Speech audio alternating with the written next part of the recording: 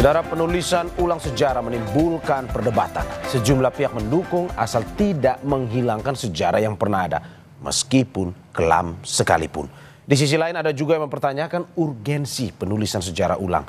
Pagi ini kami akan bahas bersama anggota Komisi 10 DPR fraksi PDIP, Boni Triana. Selamat pagi Mas Boni. Selamat pagi. Terima kasih Mas sudah bergabung di Dialog Sapa Indonesia Pagi, dan juga anggota Aliansi Keterbukaan Sejarah Indonesia, Usman Hamid. Selamat pagi Mas Usman. Selamat pagi Bung Mario, selamat pagi Bung Boni. Terima kasih Bapak-Bapak sudah bergabung di Sapa Indonesia Pagi hari ini.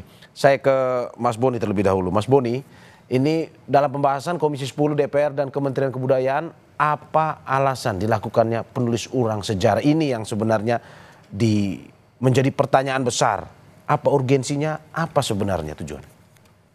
Justru itu yang kami pertanyakan di Komisi 10, sehingga setelah pertemuan dengan kelompok masyarakat, aksi dalam hal ini ya, kita menggelar rapat kerja dan itu dipertanyakan. Ya. Pertanyaan itu muncul kan karena memang proses penulisan ini terkesan buru-buru, kemudian tidak transparan. Karena menurut pengetahuan kami yang namanya penulisan sejarah nasional itu kan mestinya didahului dengan seminar sejarah, konferensi sejarah nasional yang diikuti oleh berbagai ragam macam sejarawan dari berbagai macam latar belakang, sehingga ada proses yang terbuka, orang bisa mengikuti di sana. Seperti itu, sehingga itu kami pertanyaan apa urgensinya. Satu-satunya alasan yang dikemukakan oleh Menteri dalam rapat kemarin adalah karena kita sudah terlalu lama tidak menulis atau tidak merevisi atau bahkan memutakhirkan buku sejarah yang ada. Sudah hampir beberapa puluh tahun kita tidak punya buku sejarah. Seperti itu saja yang kami dengar. Tapi kalau membaca dari konsep, tentu ada beberapa bab yang ditambahkan, seperti misalkan era SBY dan juga era Pak Jokowi, ya, bahkan juga sudah masuk di sana sebagian awal dari Pak Prabowo kalau merujuk kepada keterangan Menteri Kebudayaan. Seperti demikian. Oke, Mas Boni, tetapi dari DPR sendiri kemarin saya baca di berita-berita bahwa sampai saat ini Komisi 10 belum menerima draftnya, karena kan sudah 70%, katanya sudah mau mendekati selesai. Apakah sampai saat ini dari DPR sudah menerima draft penulisan ulang ini? Sejauh ini belum menerima. Bahkan satu-satunya pegangan kami cuma konsepsi yang selama ini beredar dari tangan ke tangan gitu melalui pesan di WhatsApp. Ya, itu saja yang pegangan kami dan juga rujukan bagi kami untuk melakukan pertemuan-pertemuan dan juga melontarkan pertanyaan-pertanyaan kepada pihak Kemenlu. Ya. Oke, berarti sampai saat ini belum menerima ya, Mas Boni? Belum menerima ya? Ini kami belum menerima draft itu. Oke, kalau begitu saya ke Mas Usman. Mas Usman, sebelum saya ke Mas Usman, saya ingin sedikit memberikan informasi bahwa kami sudah mengundang dari pihak pemerintah, dari Kementerian Kebudayaan, tetapi hingga saat ini memang masih belum ada respon dan kita masih terus menunggu jawaban dari Kementerian Kebudayaan. Saya ke Mas Usman. Mas Usman sepertinya tersenyum mendengar ini informasi. Mas Usman, bagaimana Anda melihat bahwa ini satu sisi perlu adanya penulisan sejarah ulang, tetapi mendapat kritik banyak pihak, termasuk terkait dengan waktu yang begitu singkat, Januari 2025, dan katanya 17 Agustus hadiah buat kemerdekaan. Menurut Anda seperti apa? Ya, sebenarnya memang diperlukan, apalagi kalau melihat proses transisi politik di Indonesia masih belum menuntaskan penyelesaian kejahatan-kejahatan di masa lalu. Misalnya pelanggaran-pelanggaran hak asasi manusia yang berat. Pada awal tahun yang lalu, tahun 2024, Presiden memberikan pidato mengakui 12 peristiwa pelanggaran hak asasi manusia yang telah diidentifikasi oleh tim penyelesaian secara non-yudisial. Salah satu rekomendasi mereka adalah penulisan ulang sejarah. Nah, penulisan ulang sejarah di sini diletakkan di dalam perspektif penyelesaian hak asasi manusia. Ada banyak contoh di negara lain. Salah satunya adalah di Guatemala. Di Guatemala dibentuk sebuah komisi klarifikasi keadilan atau klarifikasi sejarah dan keadilan. Nah, ini untuk memberikan semacam pemenuhan hak-hak atas kebenaran untuk para korban, untuk masyarakat yang mengalami ketertindasan. Nah, komisi ini, Komisi Klarifikasi Sejarah ini dipimpin oleh seorang uskup dan beranggotakan 700 orang. Bayangkan jumlah anggota tim kita di Indonesia, misalnya kalau dibandingkan dengan sejarawan yang terlibat di dalam proses penulisan ulang sejarah resmi, jumlahnya sangat kecil. Jadi hampir tidak mungkin ini bisa memenuhi harapan kita bersama. Yang kedua, ini sebenarnya yang menjadi prinsip dari Aliansi Keterbukaan Sejarah Indonesia.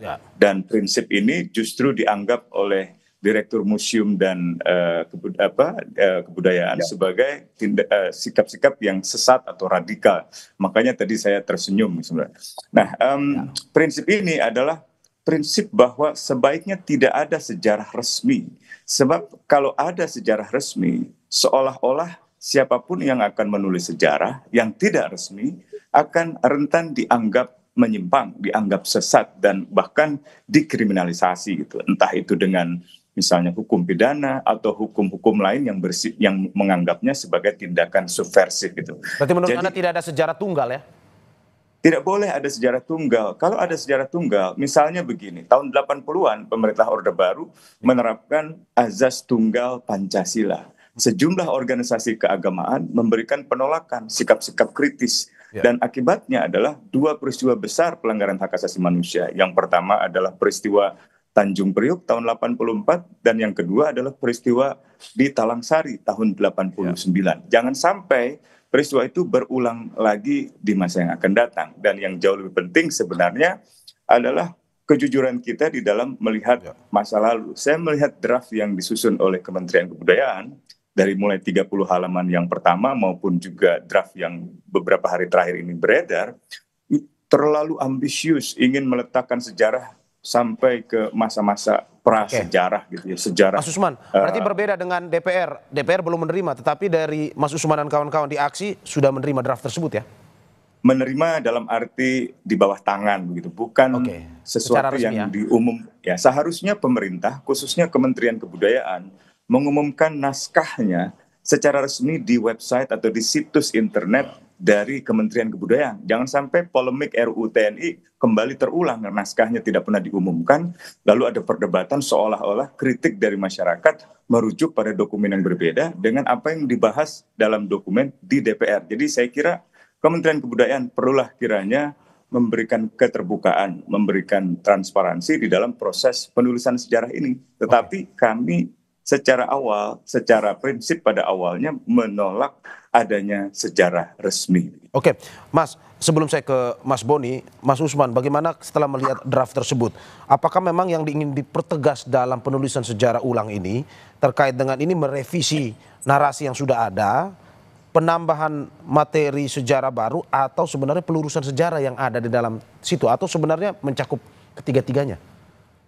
Ketiga-tiganya, yang pertama memang ada semacam landasan lah untuk menambahkan fakta-fakta sejarah baru, misalnya temuan lukisan goa yang berusia 51.000 tahun di Sulawesi misalnya, atau fakta sejarah bahwa Indonesia tidak pernah misalnya dijajah oleh Belanda selama 350 tahun. Tapi hal-hal semacam itu sebenarnya sudah banyak diulas di dalam berbagai tulisan-tulisan ilmiah.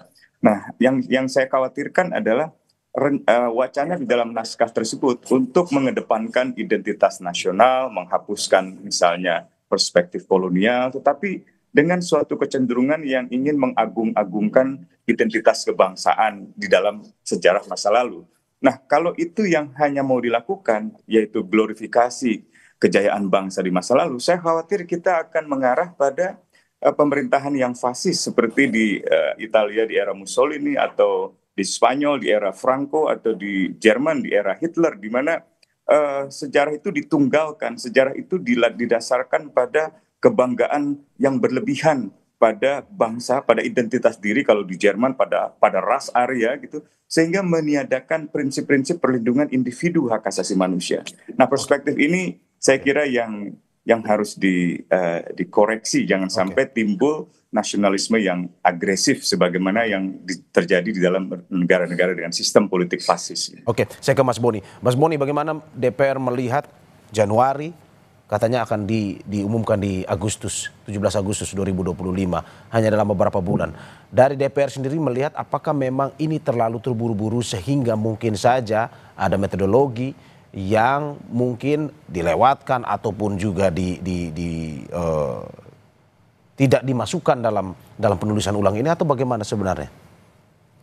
Saya mau memberi ilustrasi karena saya juga sejarawan. Ya. Jadi saya tahu betul bagaimana proses penulisan sejarah itu kalau dilakukan secara serius. Ya. Ada sejarawan dari Belgia namanya David van Rijbroek. Ya. Dia menulis buku judulnya Revolusi Indonesia dan Lahirnya Dunia Baru. Ya, itu buku bestseller, sedang dalam proses penerjemahan ke dalam bahasa Indonesia sekarang dari bahasa Belanda. Ya. Buku ini ditulis dalam jangka waktu 4 tahun. Ya. Sejarawan ini mewawancarai hampir sekitar 200 narasumber yang ikut ataupun bersaksi bagaimana peristiwa di awal-awal kemerdekaan terjadi di Indonesia. 200 narasumber dari berbagai tempat. Ya. Dokumen dia periksa 4 tahun dan hasilnya mencengangkan. Ya. Sekitar 900 halaman, dan buku itu menjadi bestseller dan juga mengemukakan banyak hal baru di dalamnya. Ini sebagai gambaran saja bagaimana sebuah penulisan buku sejarah itu pastinya tidak hanya mengompilasi sumber sekunder. Ya. Ya, jadi dari buku yang sudah ditulis, tapi mestinya juga menelaah lebih dalam atas dokumen-dokumen, arsip. Apalagi buku ini memang rentang waktunya panjang sampai 10 jilid. Ya. Dan juga sebetulnya kalau menurut saya, kalau dari buku sejarah yang sudah ada baik dari SNI, kemudian juga ke buku IDAS Indonesia dalam Arus Sejarah yang terbit tahun 2012, kalau memang buku ini mau melengkapi, mestinya ya juga nggak perlu sampai 10 jilid gitu ya. Ini hanya melengkapi dari yang ada, berarti kan hanya menambahi kekurangan narasi dari yang belum ada di buku sebelumnya. Artinya memang temuan-temuan yang diklaim baru, yang sebetulnya di kalangan sejarawan yang nggak baru-baru amat gitu ya, itu bisa dimasukkan ke sana, sehingga 10 jilid kalau kita lihat tentang waktunya memang mepet gitu. Kecuali juga keroyokan, dikerjakannya memang keroyokan. Dan saya mendengar info yang juga menurut saya agak sedikit membuat saya terus bertanya, ini antara tim penulis jilid, karena ada 10 jilid dengan yang jilid lainnya itu tidak saling terkoneksi gitu ya.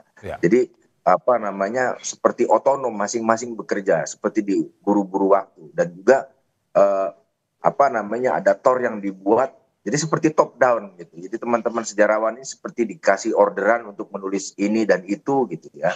Nah, sementara kalau misalnya memang penulisan sejarah yang seperti dilakukan sebelumnya, memang harus melalui proses, ada diseminasi publik, ada proses diskusi, dinamika, perdebatan, sehingga temuan-temuan dari para sejarawan itu ya mencapai satu kata konsensus. Misalkan kata atau istilah terminologi Indonesia sentris itu sebetulnya yang sudah dipakai sejak zaman Kongres Nasional, Seminar Sejarah Nasional tahun 57. Jadi Indonesia sentris itu justru diformulasikan tahun 57, bukan barang baru sekarang. Itu memang sejarah kita tuh sejarah Indonesia sentris. Jadi Mas Boni, kalau melihat Mas Boni, kalau melihat rentang waktu normalnya dalam penulisan ulang sebuah sejarah sebuah negara misalkan, butuh berapa lama? Ya itu relatif ya. Relatif. Orang bisa ngomong 4 tahun lama, ada bisa ngomong 10 tahun, macam-macam. Tapi poin saya adalah mestinya ada proses atau prosedur penulisan yang dilakukan dengan tahapan-tahapan tadi. Ada research-nya. Saya agak kurang yakin kalau buku ini ditulis menggunakan research yang mendalam gitu ya. Nah, kalau riset mendalam itu kan mencari arsip saja membutuhkan waktu. Membaca arsip yang sebagian juga berbahasa Belanda, bahkan paleografi juga membutuhkan waktu. Jadi memang idealnya buku ini tidak dikerjakan terburu-buru gitu ya. Bukan karena momen Agustus 80 tahun, tapi karena pentingnya momentum sejarah kita yang ditulis ini, maka membutuhkan satu riset yang mendalam, sehingga nanti yang disampaikan juga benar-benar bermutu lah. Kan? Apakah kita bisa bilang DPR menolak sebenarnya ini pada akhirnya keluar di 17 Agustus 2025 atau bagaimana sebenarnya? Dalam keputusan rapat kemarin kami sudah bilang ada 2 butir penting. Pertama, kata istilah atau terminologi sejarah resmi ataupun terminologi sejarah resmi baru itu tidak digunakan, ya satu. Jadi artinya buku ini kalau nanti jadi ya tidak bisa menjadi atau apa bukan satu-satunya rujukan gitu ya dalam pengajaran sejarah. Jadi tidak bisa juga kita klaim bahwa ini satu-satunya rujukan. Yang kedua, DPR juga meminta untuk tidak tergesa-gesa mengerjakannya. Karena kalau tergesa-gesa nanti ya kita tidak tahu hasilnya seperti apa. Dan juga ada beberapa bab yang kami soroti, misalkan dari fraksi PDI Perjuangan merasa jilid 8 mengenai pemerintahan di era Bung Karno itu tonnya agak sedikit minor. Dikasih judul misalkan masa bergejolak dan ancaman integrasi.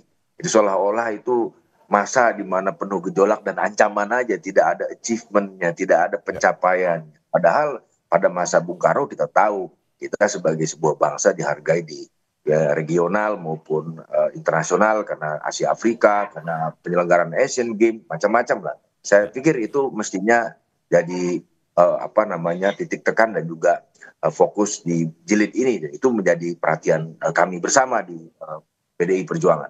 Oke, menurut Anda ada peristiwa politik yang ingin dikaburkan dalam penulisan sejarah ini, Mas Boni? Sebelum saya ke Mas Usman.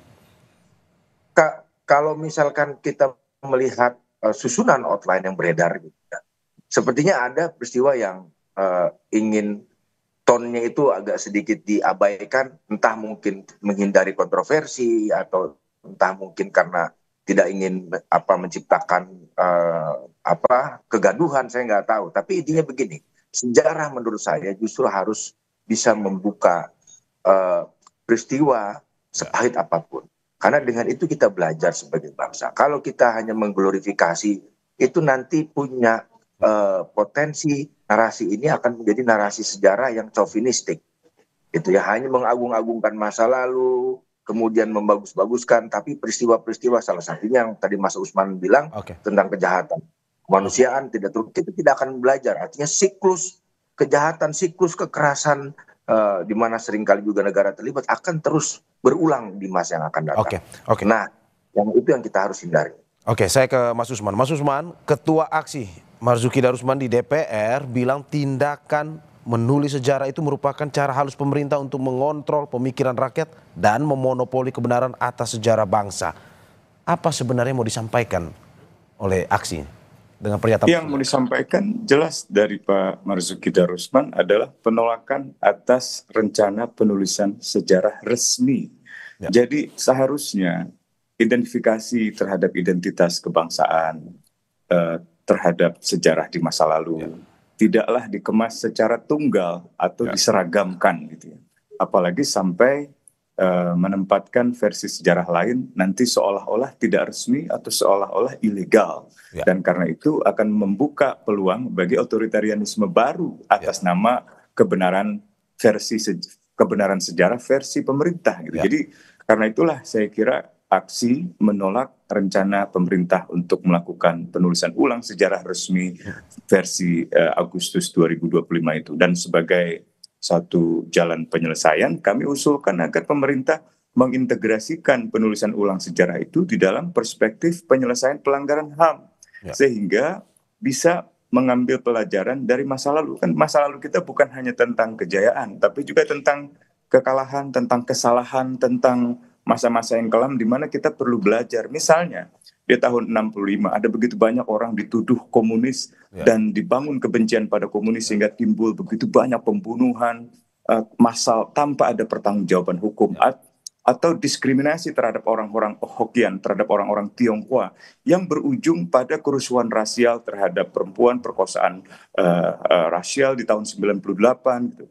Hal-hal semacam ini saya kira harus diakui sebagai suatu kesalahan kita di masa lalu, dan seharusnya dari pembelajaran itu kita menyusun langkah ke depan, melarang diskriminasi, melarang pembunuhan atas nama apapun, agama, suku, ras, dan seterusnya. Jadi memastikan hukum itu tegak, memastikan ada moralitas kolektif baru, bahwa Indonesia yang baru adalah Indonesia yang meletakkan seluruh anak bangsa dalam kesetaraan, dalam kebebasan, dan di dalam perspektif persaudaraan. Tidak ada lagi yang dianggap, misalnya tidak boleh ada lagi jargon-jargon asing misalnya. Jadi yang membentuk sikap-sikap xenofobia, sikap-sikap yang sifatnya nasionalisme chauvinistik atau nasionalisme yang agresif, itu yang justru membuat kita nggak bisa besar ke depan gitu. Nah ini yang mungkin menjadi pemikiran-pemikiran dari Aliansi Keterbukaan Sejarah. Selain memang secara substansi penggalan-penggalan sejarah tampaknya banyak yang hendak dihilangkan. Bahkan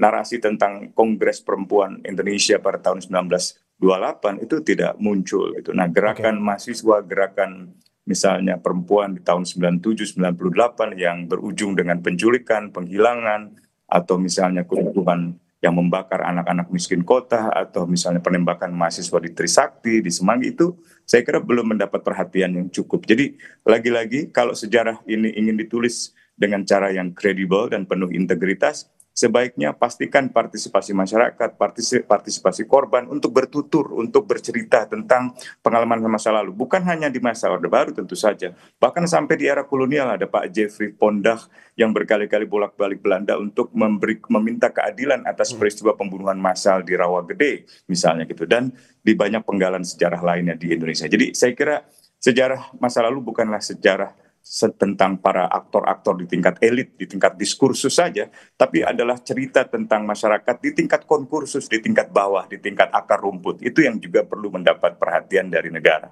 Oke, termasuk juga kemarin saya mencatat bahwa di aksi di DPR mengatakan ada beberapa peristiwa politik yang diduga dikaburkan, itu seperti penyelenggaraan konferensi Asia Afrika 1995 dan Asian Games 1962, pun juga ada sejarah 12 pelanggaran hak asasi manusia. Apakah itu betul yang terdapat dalam draft tersebut atau bagaimana Mas Usman?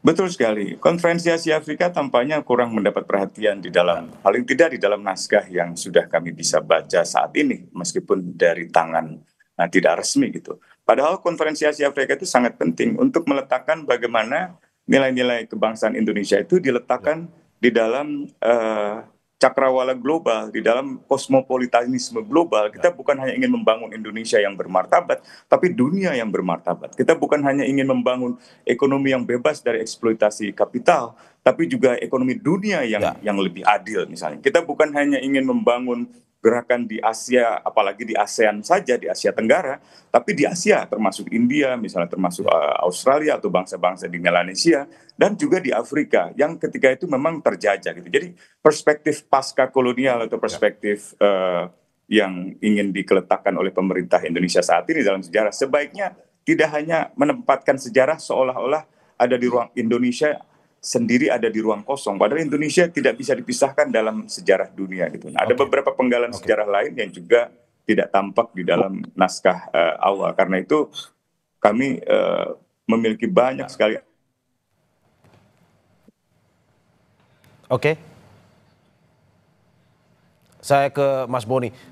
Mas Boni, setelah berbincang dengan Mas Usman, penjelasan Mas Usman terkait dengan ada beberapa peristiwa politik seperti tadi yang sudah dijelaskan juga, dan juga Mas Boni juga sudah memberikan contoh-contoh. Bagaimana jika memang pada akhirnya Agustus tetap dikeluarkan penulisan ulang, di-launching penulisan ulang sejarah ini dari DPR sendiri, apa sebenarnya yang akan dilakukan, dalam arti bahwa ingin memberikan usulan atau masukan kepada 120 kalau tidak salah penulis sejarawan yang ikut bergabung dalam proyek ini, atau bagaimana, apa yang akan dilakukan DPR? Ya, saya pikir begini, poin dalam rapat Komisi 10 kemarin, satu bahwa memang ini bukan sejarah resmi, artinya memang sudah declare, ya ini buku biasa lah, buku sejarah biasa, pertama itu.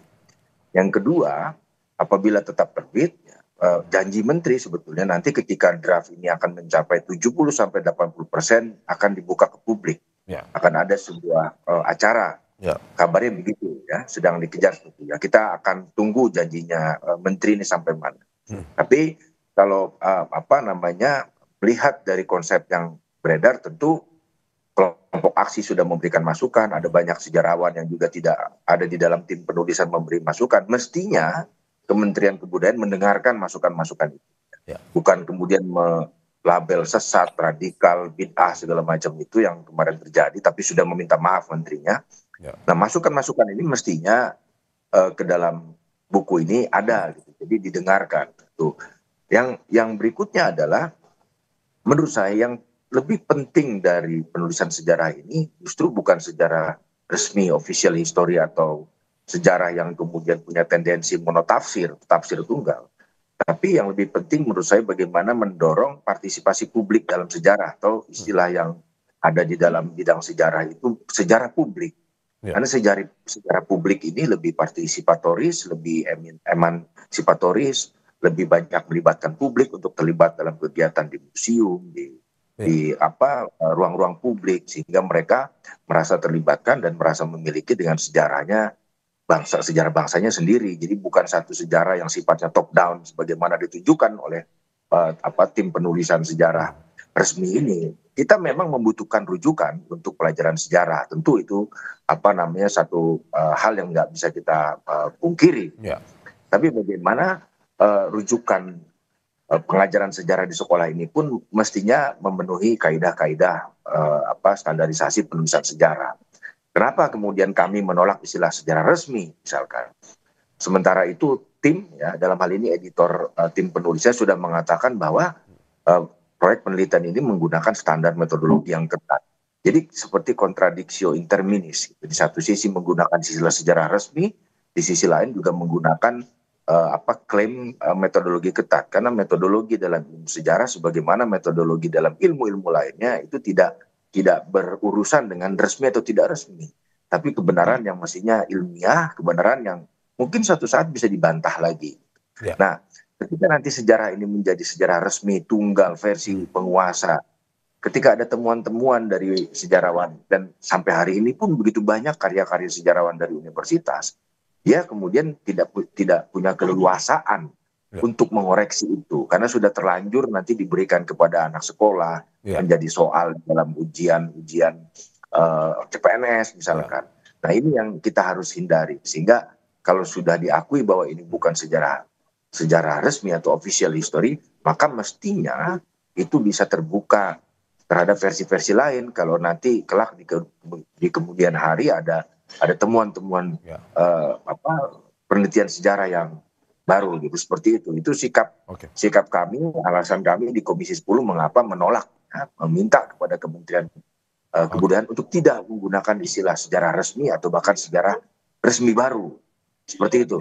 Oke, saya ke Mas Usman. Mas Usman terakhir, apa yang sebenarnya Anda dan teman-teman takutkan jika pada akhirnya sejarah yang dituliskan ini tidak sesuai fakta atau kalau kata aksi mengaburkan peristiwa politik untuk memonopoli kebenaran, walaupun sebenarnya misalnya ini bukan